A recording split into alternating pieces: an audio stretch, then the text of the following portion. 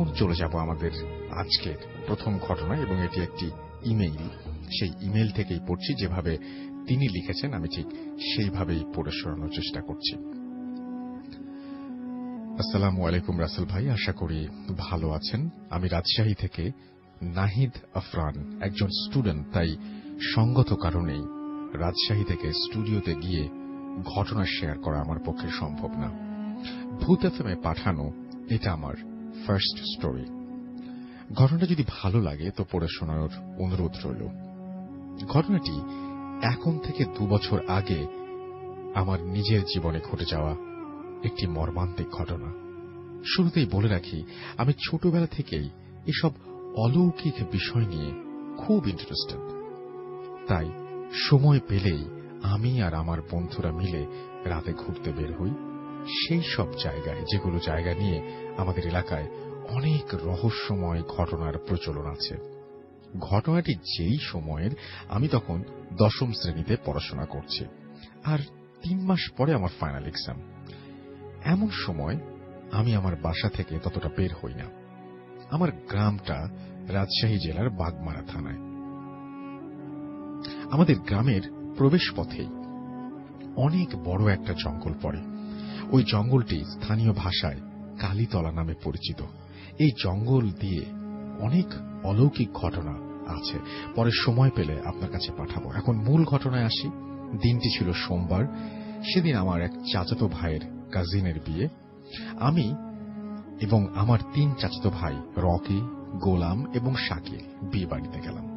সেখান থেকে ফিরতে আমাদের মোটামুটি অনেক রাত হয়ে গেল। আমরা 4 জন হাঁটতে হাঁটতে একদম আমাদের গ্রামের ওই জঙ্গলের কাছে এসে পড়লাম। একটু ভয় ভয় লাগছিল। প্রথমে ভাবলাম আব্বুকে ফোন দিয়ে আসতে বলি, কিন্তু আমার এক চাচাতো ভাই বলে উঠল, আমরা তো 4 জন, চল, ভয় নেই। আমি একমত হলাম। তারপর আমরা 4 জন একসঙ্গে জঙ্গলের মধ্য দিয়ে হাঁটতে শুরু করলাম। আমরা তখন জঙ্গলের প্রায় মাঝখানে চলে এসেছি। ঘড়িতে সময় 12:40। বলে রাখি, জঙ্গলটার মাঝখানে একটা চায়ের স্টল আছে, যেটা সন্ধ্যার পরপরই বন্ধ করে দেয়। কিন্তু আমরা সবাই অবাক হয়ে দেখলাম সেদিন এত রাত পর্যন্ত ওই চায়ের স্টলটি খোলা আছে। সেখানে প্রায় 15 থেকে 20 জন লোক নিশ্চুপভাবে বসে আছে। অন্ধকারে দোকানে জ্বলে থাকা হালকা আলোতে বোঝা যাচ্ছে সবাই এক দৃষ্টিতে আমাদের দিকে তাকিয়ে আছে, এবং তাদের পরনে লম্বা লম্বা কাপড়। কেউ কোনো কথা বলছে না। আমরা প্রথমে ততটা গুরুত্ব দিলাম না। আমরা যখন দোকানটা অতিক্রম করে চলে গেলাম, ঠিক তখন আমার চাচাতো ভাই গোলামের স্যান্ডেলটা ছিঁড়ে যায়, এবং সে যখন পেছন দিকে তাকায় তখন দেখে ওই দোকানে কেউ নেই, সম্পূর্ণ দোকান ফাঁকা। ব্যাপারটা আমরা আন্দাজ করতে পেরে সবাই দৌড় লাগালাম। এই ঘটনাতে আমার কিছু না হলেও আমার এক চাচাতো ভাইয়ের পরের দিন থেকেই প্রচন্ড জ্বর আসে। প্রায় 1 মাস ধরে ও অসুস্থ থাকে। ঘটনাটা এখানে শেষ হলে পারত, কিন্তু এর চাইতেও খারাপ কিছু আমার সাথে হতে যাচ্ছিল। আমি তা কখনো ভাবিনি। এর মধ্যে আমার এসএসসি ফাইনাল এক্সাম হয়ে যায়। আমার রেজাল্ট মোটামুটি ভালো হয়। তাই আমি আমাদের গ্রাম থেকে বেশ দূরেই একটা সরকারি কলেজে ভর্তি হই। কলেজটি দূরে হওয়ায় আমি আর আমার এক বন্ধু সিদ্ধান্ত নিলাম আমরা মেসে থাকব। যেই ভাবা সেই কাজ। এপ্রিলের 12 তারিখ আমরা মেসে শিফট করি। বলে রাখি, আমাদের মেসটি ছিল 2 তলা ছোট একটি ফ্ল্যাট। যেখানে মোট 4টি রুম ছিল। নিচের 2টি রুমের একটিতে আমি, আমার বন্ধু এবং অন্য একটি রুমে ব্যাংকের এক ম্যানেজার থাকতেন, আর ওপরের 2 রুমে আমাদের কলেজের 2 জন টিচার থাকতেন। আর প্রতি রাতে বাসার মেইন গেট লক করে দেওয়া হতো, এতে করে কেউ ভেতরে বা বাইরে যাবার সুযোগ পেত না। প্রথম প্রায় 1 মাস কোনো সমস্যা হয়নি। তারপর ধীরে ধীরে সমস্যা উঁকিয়ে দিতে থাকে। আমার বন্ধুটি রাতে একটু তাড়াতাড়ি ঘুমিয়ে যায়, আর আমি বেশি রাত করে ঘুমাই। যেদিন থেকে আমি বিষয়টি আন্দাজ করি সেদিন ছিল বৃহস্পতিবার। রাত তখন আনুমানিক 2টা। বরাবরের মতন আমার বন্ধু ঘুমিয়ে গেছে, আর আমি মোবাইলে একটা মুভি দেখছিলাম। এমন সময় আমি দরজায় হঠাৎ করে কারো নক করার সাউন্ড পাই। আমি কোনো কিছু না ভেবেই দরজা খুলে দেই এবং দেখি যে দরজার ওপাশে কেউ নেই। তাই আমি মনের ভুল ভেবে দরজাটা লক করে শুয়ে পড়ি।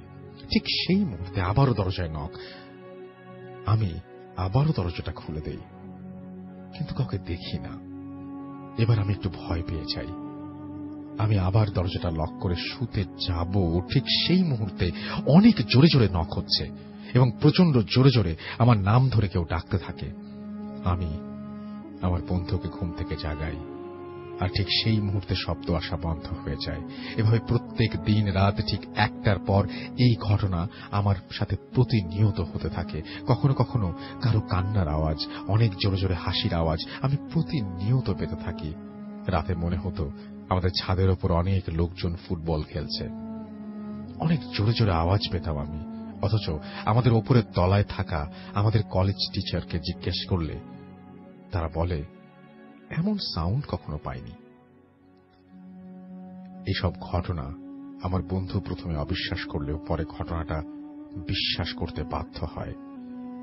এসব বিষয় নিত্য নতুন হওয়ার কারণে আমি অতটা ভয় পেতাম না, কিন্তু তার পরের ঘটনাগুলো মনে পড়লে আমার গা শিউরে ওঠে। সেদিন ছিল 26 জুন 2017। আমার বন্ধুটি একটি প্রয়োজনীয় কাজে বাড়িতে চলে যায়।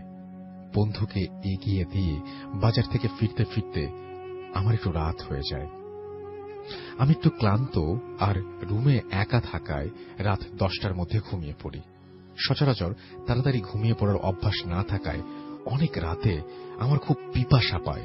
আমি পানি খাওয়ার জন্য খাট থেকে পা যখন ফ্লোরে রাখলাম, আমার মনে হলো আমি কোনো ভেজা জায়গায় পা রেখেছি, কিন্তু রুম কেন ভেজা হবে?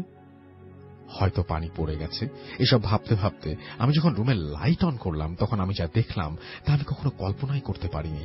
আমি দেখলাম আমার বন্ধু তার বিছানায় শুয়ে আছে। ওর গলা থেকে মাথা পর্যন্ত সম্পূর্ণ আলাদা, দেহটা ছটফট করছে, হাত দুটো অর্ধেক কাটা, সমস্ত রুম রক্তে ভিজে গেছে। রক্ত দেখে মনে হচ্ছে একদম তাজা রক্ত। গলা থেকে ফিনকি দিয়ে রক্ত বের হচ্ছে।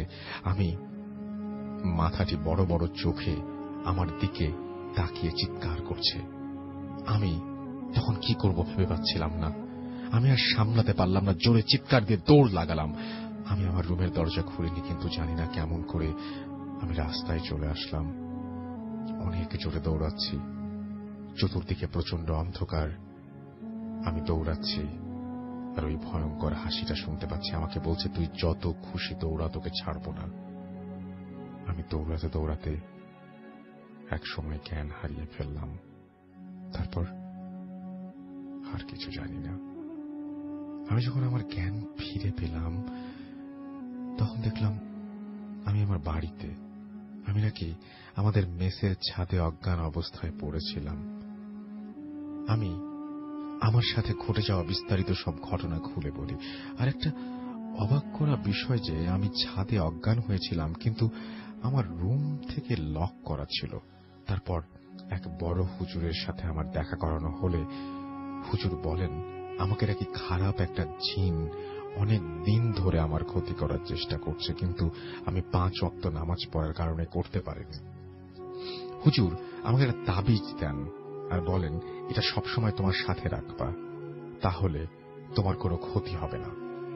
তার কয়েকদিন পরে আমরা মেসটি ছেড়ে দেই। ওই ঘটনার পর থেকে আজ পর্যন্ত আমার সাথে আর কোনো অস্বাভাবিক ঘটনা ঘটেনি, কিন্তু আমি আজও মাঝে মধ্যে স্বপ্নের মধ্যে ওই বিকট শব্দটা, ওই হাসিটা শুনতে পাই।